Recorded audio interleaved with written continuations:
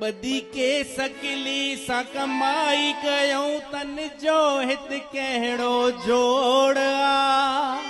मुझो साईं अञा कुछ और आ मुझो साईं अञा कुछ और आ क्या इश्क वारा हूंदा केई क्या इश्क वारा हूंदा केई मुझे गुरु जो इश्क जोर आ मुझो साईं अञा कुछ और आ मुझो साईं अञा कुछ और आ थया दानीन थया आशिकन तन जो हित कहिड़ो जोड़ आ मुझो साईं अञा कुछ और आ